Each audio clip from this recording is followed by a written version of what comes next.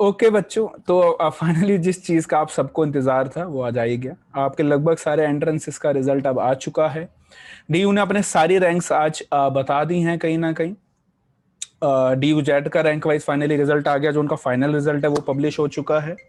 कहीं ना कहीं हर एक एंट्रेंसेस का रिजल्ट इस समय आ चुका है, डीयू के सारे एंट्रेंसेस का। तो अब बच्चों के बहुत सारे कॉल और मैसेजेस आ रहे थे कि सर अब आगे का क्या प्रोसेस होगा डीयू का, अभी आज भी हमें कुछ करना है क्या, कोई आज प्रोसेस है जो हमें पूरा करना है क्या। तो ये पूरी वीडियो उसी के ऊपर है बेटा, कि पूरा उसके थ्रू आपको कैसे एडमिशन लेना है, आप कैसे लास्ट ईयर की कट ऑफ कहाँ से चेक कर सकते हो, अभी इसका फर्दर क्या प्रोसेस होने वाला है, वो पूरा आपको इस वीडियो के अंदर बताया जाएगा। ठीक है बच्चों, चलो सबसे पहले हम देखते हैं कि हम इस वीडियो के अंदर बेटा क्या क्या चीजें डिस्कस करने वाले हैं। सबसे पहले हमें ये देखना है कि हम इसके अंदर क्या क्या डिस्कस करेंगे। तो हम अपना व्हाइट बोर्ड को ओपन कर लेते हैं। चलो, तो हम व्हाइट बोर्ड को अगर ओपन करें एक बार, सो बेटा व्हाइट बोर्ड के अंदर अगर हम बात करें तो हम देखते हैं कि इस वीडियो में हम क्या क्या बेटा सबसे पहले कवर करने वाले हैं। हम कवर करेंगे कि मैं अपनी रैंक कैसे देख सकता हूं जो रिजल्ट आया है उसमें। इसमें काफी बच्चों के कुछ कुछ क्वेश्चन है, लेट मी टेल यू। जो डीयू जेड के बच्चे हैं वो कह रहे हैं सर मेरी कैटेगरी रैंक अलग अलग आई है, सर मेरा कैसे एडमिशन होगा समझ नहीं आ रहा सर। तो नॉर्मल रैंक देखूं, कैटेगरी रैंक देखूं, तो रैंक वाइज कैसे देखते हैं, आई टेल यू बेटा। बीएलएड के बच्चे कह रहे हैं सर 105 रैंक पे ना 100 बच्चा आ गया इस समय, एग्जाम्पल के तौर पे। तो सर मेरे को ये नहीं समझ आ रहा, मेरा ये बीएलएड पे जो इतनी रैंक है तो ये रैंक कैसे देखेंगे, मैं आपको वो भी अभी समझाऊंगा। तो कैसे रैंक देखनी है आपको वो समझाऊंगा बेटा। सेकेंड जो मैं काफी आपको इसके अंदर बेटा समझाने वाला हूं, दैट विल बी कि अब रैंक आ गई मेरी, इसका अगला प्रोसेस क्या होगा, what will be the next process. तो नेक्स्ट प्रोसेस क्या होने वाला है वो पूरा नेक्स्ट प्रोसेस मैं आपको अच्छे से समझाऊंगा आज, ठीक है। नेक्स्ट प्रोसेस समझाने के बाद हम देखेंगे लास्ट ईयर की कट ऑफ्स की, लास्ट ईयर की कट ऑफ्स कैसी हैं और लास्ट ईयर की कट ऑफ कहां से देखनी है, वो लिंक मैं आपके साथ शेयर करूंगा बेटा। और कुछ अदर इंपॉर्टेंट क्वेश्चंस हैं जो मैं डिस्कस करूंगा अभी फर्दर पूरे डीयू के प्रोसेस से रिलेटेड। तो वो डीयू के प्रोसेस से रिलेटेड पूरा का पूरा मैं आपके साथ चीजों को डिस्कस करने वाला हूं, ठीक है बच्चों। तो अब हम क्या करते हैं, सबसे पहले स्टार्ट करते हैं रैंक वाइज रिजल्ट कैसे देखना है उससे। तो सबसे पहले हम स्टार्ट कर देते हैं डीयू जेट की रैंक से। डीयू जेट का रिजल्ट देखते हैं बेटा सबसे पहले। Let us see, let us open DU JET का रिजल्ट जल्दी से।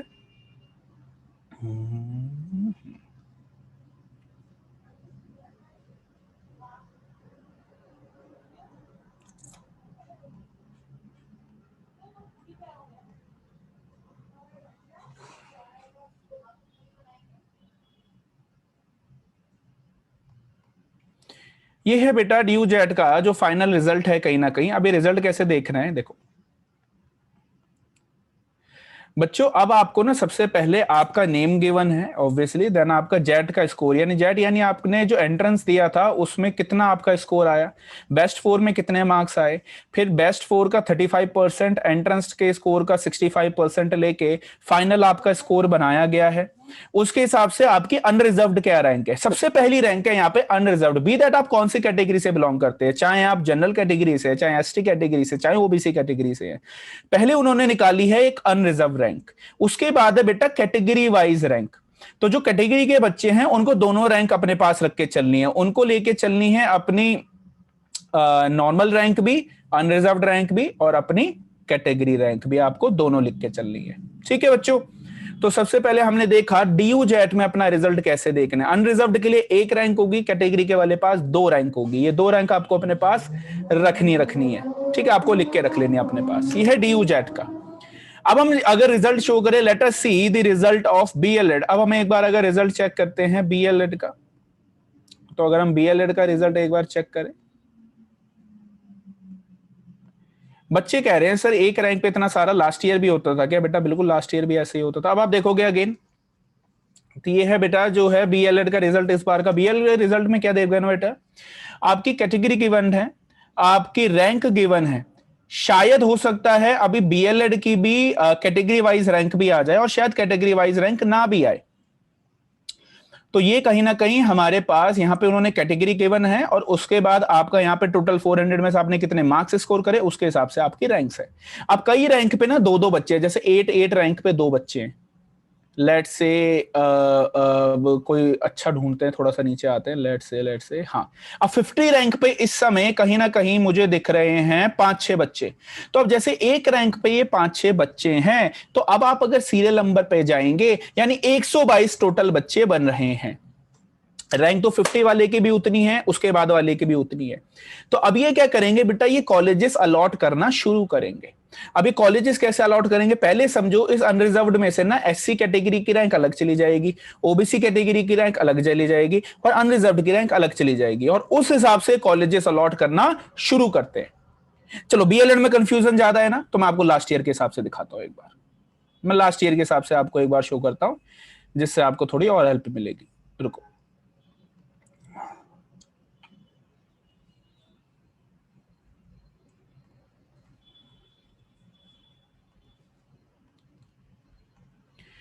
बेटा ये है देखो लास्ट ईयर का प्रोसेस। अब लास्ट ईयर का प्रोसेस देखो एक बार, ये है लास्ट ईयर का प्रोसेस जो था आपका। अभी लास्ट ईयर के प्रोसेस के हिसाब से ना कहीं यहाँ पे कॉलेजेस मिले हैं। देखो इसमें क्या हुआ है, ये मैंने सीधा फोर्थ एडमिशन लिस्ट निकाली है। फोर्थ, चलो ऐसा करते हैं पहले एक बार को ना फर्स्ट एडमिशन लिस्ट निकालते हैं। फर्स्ट एडमिशन लिस्ट पे जाते हैं। अच्छा, ये लिंक आपके साथ शेयर कर दूंगा, डोंट वरी। आप इससे निकाल फर्स्ट एडमिशन लिस्ट। चलो, अब ये है हमारी फर्स्ट एडमिशन की लिस्ट। तो अब इसमें देखोगे बेटा रैंक कैसे होता है। एक प्रीति थपियाल बच्चा थी, उसकी रैंक 1 थी और उसकी जो कॉलेज की प्रेफरेंस थी 1, और वो अनरिजर्व्ड बच्ची थी। पहले सबसे पहले है एडमिशन कैटेगरी अनरिजर्व्ड, यानी जनरल कैटेगरी के रैंक के हिसाब से बच्चों को कॉलेजेस अलॉट करें, क्योंकि जनरल कैटेगरी के रैंक्स, जनरल कैटेगरी की सीट्स अलग होती हैं, रिजर्व कैटेगरी की सीट्स अलग होती हैं। तो सबसे पहले देखो उन्होंने क्या करा है, अनरिजर्व्ड के हिसाब से कॉलेजेस अलॉट करना शुरू करें। समझ में आया? चलो फिर समझाता हूं। एक होता है अनरिजर्व्ड, एक होता है एससी, एक होता है ओबीसी। सबसे पहले उन्होंने क्या करा भाई, जनरल बच्चे उठा लिए, उनकी रैंक उठा ली, और उनकी रैंक के हिसाब से, उनके प्रेफरेंसेस के हिसाब से उन्होंने फर्स्ट कट ऑफ में बोला भाई आपको ये कॉलेज मिला है। देखो सबसे पहले पूरी की पूरी अनरिजर्व्ड रैंक है, यू कैन सी बेटा, सारी की सारी यू कैन सी इट्स पूरा का पूरा आपकी अनरिजर्व्ड रैंक इसके अंदर है इस समय। These all are the unreserved ranks, जो आपको और किसी की जो भी प्रेफरेंस है उस हिसाब से उसको कॉलेजेस अनरिजर्व रैंक। अब आगे जाएंगे, आगे जाके आएगी अनरिजर्व्ड के बाद आएगा लेट से, अभी तो अनरिजर्व्ड ही है, लेट से देन एससी आ गया। अब एससी कैटेगरी के हिसाब से बच्चों की लिस्ट अलग होती है, ऐसे ओबीसी के हिसाब से बच्चों की लिस्ट अलग होती है। तो कैटेगरी वाइज यहां पे सीट्स की अलॉटमेंट होती है बच्चों। ठीक है। अब बच्चों का एक क्वेश्चन आएगा कि सर लास्ट ईयर तो हमें कोई रैंक रिपीट होते हुए नहीं दिख रही, इसलिए नहीं दिख रही। लास्ट ईयर तक कई बार दिल्ली यूनिवर्सिटी में बीएलएड में सेक्शनल कट ऑफ होती थी, तो वो उसके हिसाब से रैंक थोड़ी ऊपर नीचे आती थी। इस बार कॉमन रैंक आई है, तभी मैं कह रहा हूं कि शायद हो सकता है एक बार रैंक ये और निकालें। नहीं तो फिर क्या होगा, लेट से रिजर्व कैटेगरी में, जैसे इस बार last year admission reserve category में आपका 353 तक का हो गया था, इस बार वो थोड़ा कम हो जाएगा। लेट से सिर्फ 50 रैंक तक के बच्चों को एडमिशन मिलेगा, क्योंकि वो 50 रैंक में शायद 353 बच्चे हो जाएं, तो अपने सीट के हिसाब से बच्चों को ऑप्ट करेंगे। ठीक है बच्चों, ये प्रोसेस अभी मैं एक बार और भी समझा दूंगा जब 26 को आपकी फर्स्ट अलॉटमेंट लिस्ट आएगी, उसके हिसाब से मैं फिर से भी समझा दूंगा। यही सेम चीज बेटा प्रोसेस फॉलो होता है सबकी। आप अगर डीयू जेट की भी फर्स्ट एडमिशन की लिस्ट देखेंगे, अगर हम डीयू जेट का भी निकालें, let's say DU jet Delhi university का डीयू जेट,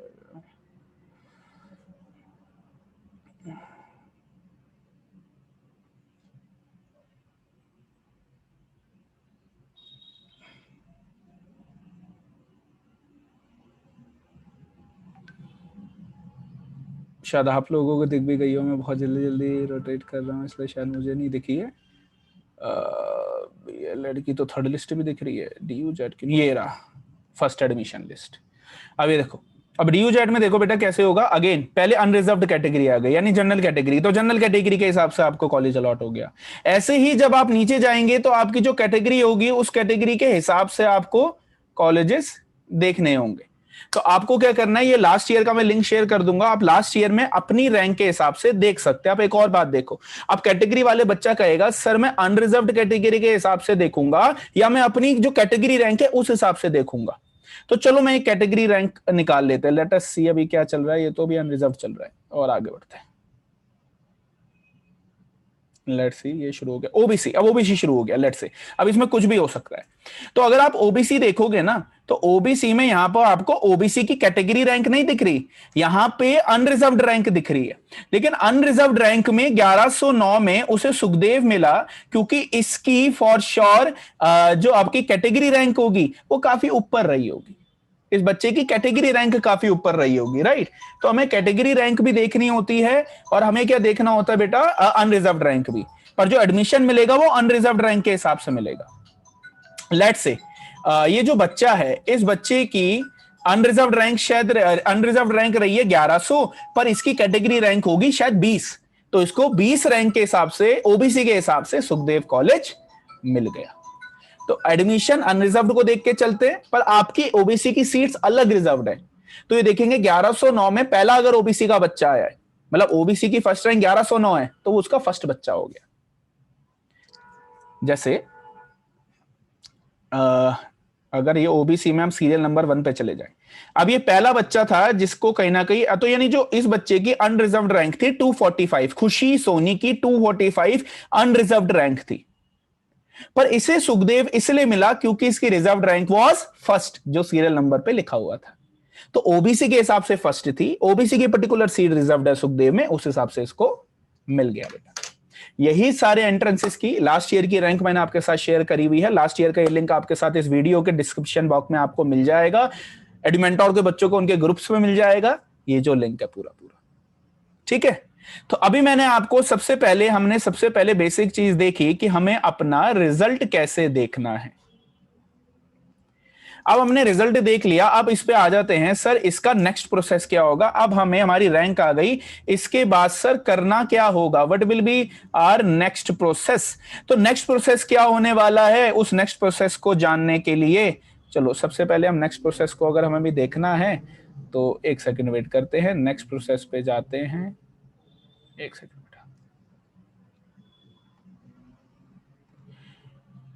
नेक्स्ट प्रोसेस जो सबसे पहले आपको स्टेप करना है, दैट इज स्टेप नंबर 1। तो स्टेप नंबर क्या होगा बेटा नेक्स्ट प्रोसेस का, सबसे पहला स्टेप क्या होने वाला है, सबसे पहले आपको देखनी है अपनी चॉइस फिलिंग, कि जो मैंने चॉइस फिलिंग करी थी, क्या उस चॉइस फिलिंग से फॉर्म भरते टाइम जो था मैं खुश था, या मुझे अब अपनी प्रेफरेंस चेंज करनी है। तो पहला काम आपको कल सॉरी कल सुबह 12 बजे से पहले करना है, ये चॉइस फिलिंग।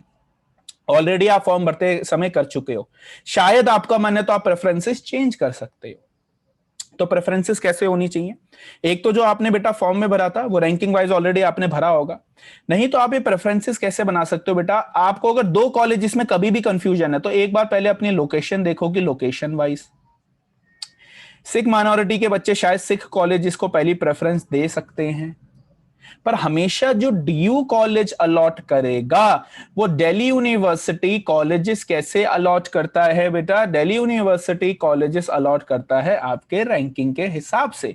लेट्स से आपने फर्स्ट पे सुखदेव रखा था, हम दो बच्चों का एग्जांपल लेते हैं, एक बच्चा है राज और एक बच्चा है सिमरन। राज की रैंक आई है, लेट्स से राज की रैंक आई है 14, सिमरन की रैंक आ रखी है 400। अब राज ने फर्स्ट पे रखा सुखदेव, सेकंड पे रखा केशव महाविद्यालय, थर्ड पे रखा दीनदयाल उपाध्याय। सिमरन ने भी सुखदेव रखा, केशव महाविद्यालय रखा और दीनदयाल उपाध्याय रखा। तो क्या होगा बेटा, अब दिल्ली यूनिवर्सिटी देखिए सुखदेव जो इसकी फर्स्ट प्रेफरेंस है, क्या 14 रैंक तक के बच्चों को फर्स्ट कट ऑफ में वहां एडमिशन मिल रहा है, तो वो फर्स्ट कट ऑफ में उसको यहाँ एडमिशन दे देंगे। अब सिमरन पे आएंगे, वो देखेंगे यार 400 में फर्स्ट कट ऑफ पे सुखदेव तो नहीं मिल रहा, फिर वो उसकी सेकंड चॉइस पे आएंगे, फिर वो उसकी थर्ड चॉइस पे आएंगे। अब कुछ बच्चे कहते हैं सर मैंने मेरी 400 रैंक है तो मुझे पता है सुखदेव तो मुझे मिलेगा नहीं, क्यों ना मैं ऐसा करूं सर, मैं फर्स्ट कट ऑफ पे ही गार्गी रख लूं और सर मुझे शायद गार्गी मिल जाए क्योंकि वो मेरी फर्स्ट चॉइस है। ऐसा नहीं होता, समझो। एक और एग्जांपल समझो, अगेन राज और सिमरन का एग्जांपल समझो। अब राज की लेट से 300 रैंक है, सिमरन की लेट से 400 रैंक है। राज ने क्या किया, फर्स्ट प्रेफरेंस को सुखदेव ही रखा, सेकंड प्रेफरेंस को केशव महाविद्यालय रखा, थर्ड प्रेफरेंस को गार्गी रखा। यहां सिमरन ने सोचा भाई मेरे को लगता है मेरा इन दोनों में तो होना नहीं है, शायद गार्गी हो जाए, क्यों ना मैं फर्स्ट प्रेफरेंस को गार्गी रख लूं। ऑल्दो गार्गी एग्जांपल गलत हो गया, राज गार्गी हो नहीं सकता क्योंकि गर्ल्स कॉलेज है। लेट्स से यहाँ पे खुशी एग्जांपल ले लेते हैं, खुशी नाम का एग्जांपल ले लेते हैं। तो खुशी बच्चे ने कहा मेरी 300 रैंक है लेकिन फिर भी मैं बेस्ट कॉलेज से शुरू करूंगी। सिमरन ने सोचा भाई 400 रैंक है, केशव महाविद्यालय सुखदेव तो मिलना नहीं है, क्योंकि गार्गी ऊपर रख लूं शायद वो मिल जाए मेरी फर्स्ट प्रेफरेंस समझ के। नहीं, ऐसा नहीं होता। सबसे पहले वो देखेगा यार खुशी जो बच्चा है उसने सुखदेव देखा, 300 में सुखदेव नहीं मिल रहा, ठीक है, देन वो उसकी नेक्स्ट चॉइस पे बढ़ेंगे। देन वो देखेंगे 300 में केशव महाविद्यालय मिल रहा है, वो कह रहे हैं नहीं मिल रहा, देन उसके नेक्स्ट, उन्होंने कहा भाई 300 में गार्गी मिल रहा है, इसको गार्गी मिल गया। अब यहाँ पे सिमरन ने ऑल दो गार्गी फर्स्ट पे रखा था और सेकंड पे लेट से इसने रामानुजन रखा था, तो उन्होंने देखा भाई 380 तक ही गार्गी मिला है फर्स्ट कट ऑफ में। तो ऐसा नहीं है कि अगर आपकी फर्स्ट प्रेफरेंस है तो वो आपको मिल जाएगा, हमेशा सिस्टम रैंक वाइज चलेगा। अगर 400 रैंक तक गार्गी मिल रहा होगा तो आपको मिलेगा, नहीं तो फिर वो आपको सेकंड रैंक वाला ही कॉलेज देंगे। तो हमेशा मेरा प्रेफरेंस है बेस्ट कॉलेज से शुरू करते हुए वर्स्ट कॉलेज तक हमें अपनी रैंकिंग करनी चाहिए। हाँ, उसमें दो कॉलेजेस में कंफ्यूज हो, लेट से कोई बच्चा कह रहा है सर ये नहीं समझ आ रहा केशव महाविद्यालय रख लूं या दीनदयाल उपाध्याय रख लूं। सो अब यहाँ पे आप थोड़ा लोकेशन देख सकते हो, ऑलमोस्ट दोनों सेम लेवल के कॉलेजेस हैं, ज्यादा ऊपर नीचे डिफरेंस नहीं है। तो शायद वेस्ट दिल्ली बच्चा डीडीयू रख ले, शायद नॉर्थ दिल्ली का बच्चा केशव महाविद्यालय रख ले, राइट। तो अब आपको सबसे पहला जो प्रोसेस करना है वो प्रोसेस ये चॉइस फिलिंग का ही देखना है कि चॉइस फिलिंग सेम छोड़नी है या नहीं। ये काम आपको कल सुबह 12 बजे से पहले कर लेना है, कल सुबह 12 बजे से पहले। ये प्रोसेस क्या है, लेट मी टेल यू बेटा। आपको इसके लिए अपने पोर्टल पे लॉगिन करना है। मैंने ऑलरेडी बेटा पोर्टल पे लॉगिन करके रखा हुआ है। तो ये बेटा मैंने पोर्टल पे ऑलरेडी लॉगिन कर लिया था। तो मैंने एक बच्चे के पोर्टल पे लॉगिन करा। आप जैसे आपने जो भी कोर्सेज के लिए, जैसे एक बच्चा आप लॉगिन करेंगे यूजी एडमिशन पोर्टल पे जाके, तो यहाँ पे ये दिखाएगा चेंज प्रेफरेंसेस। इस बच्चे ने बीएलएड भी दिया था, इस बच्चे ने बीएमएस डीयूजेड भी दिया था, तो यहाँ पे ऑप्शन आएगा चेंज प्रेफरेंसेस का। तो now if you want to change your preferences, आप यहाँ पे जाके चेंज कर सकते हैं। इफ यू वांट कि मुझे नहीं चेंज करनी, तो ये आप पूरा का पूरा अपना स्किप प्रोसेस कर सकते हैं, आप इसको स्किप कर सकते हैं, ठीक है।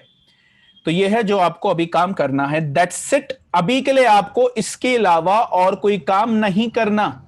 अब जितना भी काम शुरू होगा वो इसके बाद शुरू होगा, अभी आपको नहीं करना इसके अलावा कोई और काम। दैट्स इट बच्चों। अब जो इसका अगला प्रोसेस है वो कब से शुरू होगा बच्चों, वो अगला प्रोसेस, जस्ट वेट बेटा, सॉरी, जो बेटा अब इससे अगला प्रोसेस है वो अगला प्रोसेस शुरू होना है बच्चों आपका 26 से।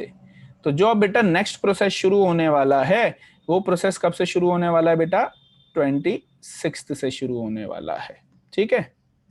तो अब वो 26 से क्या प्रोसेस शुरू होगा एक बार वो समझ लो कि सर वो 26 से क्या प्रोसेस होने वाला है। दोबारा से बताऊंगा, जब फर्स्ट अलॉटमेंट होगी दोबारा से बताऊंगा, पर प्रोसेस क्या होता है। डीयू में बीएलएड, बीएमएस यानी डीयूजेट, मास कॉम, सब के लिए सेम प्रोसेस फॉलो होगा, हर एक कोर्स के लिए XYZ। आपने अपनी चॉइसेस की प्रेफरेंसेस दोबारा से भर दी, वो आपने अपलोड कर दी। अब जो भी आपकी रैंक आई है, लेट्स से हम राज का एग्जांपल ले लेते हैं, इसकी 400 रैंक आई हुई है। अब होगा 26 को फर्स्ट अलॉटमेंट, 26 को it will be first allotment. जो मैंने लास्ट ईयर की फर्स्ट अलॉटमेंट दिखाई थी ना, वो फर्स्ट अलॉटमेंट होगा ना। 26 को जो फर्स्ट अलॉटमेंट होगा, 26 के फर्स्ट अलॉटमेंट में लेट्स से राज ने 10 कॉलेजेस भरे थे, बट राज को अपना 5th नंबर का चॉइस मिल गया। तो अब बच्चे को जब अपनी 5th नंबर की चॉइस में एडमिशन मिल गया है, तो अब ये क्या करेगा, या तो इसमें एडमिशन लेगा या नहीं लेगा। मैं सजेस्ट करूंगा बिल्कुल एडमिशन लो।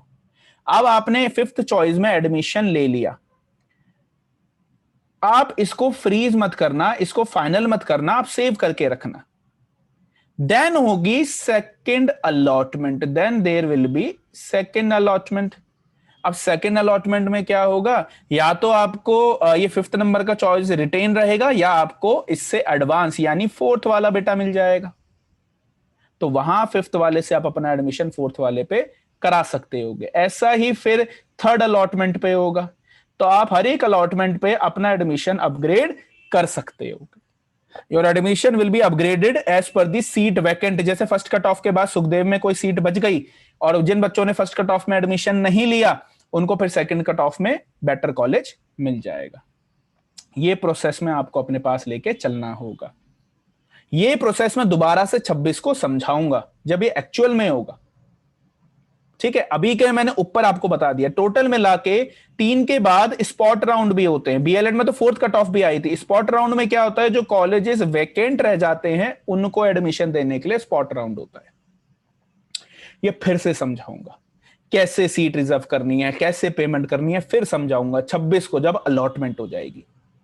अभी के लिए जो करके रखना है बस अपने प्रेफरेंसेस देख लो सही है क्या, और उसके बाद वेट करो अब 26 का। अपने लास्ट ईयर की रैंक के हिसाब से देख लो एक बार आपको कौन सा college first second third cut off में मिलने वाला है। That's it. अभी के लिए इतना प्रोसेस करके रखना इज मोर देन सफिशिएंट बेटा, ठीक है। तो अब बेटा हमने इसके बाद जो अगला इंपॉर्टेंट चीज हमें इसके बाद देखनी है, जो बेटा हमें इसके बाद अगली ओके बच्चों, अब इसके बाद जो अगली इंपॉर्टेंट चीज देखनी है, लेट मी टेल यू। इसके बाद बेटा हम देखेंगे इसके अगली अलॉटमेंट लिस्ट में अगला चीज देखते हैं। अब जल्दी से वेट करो।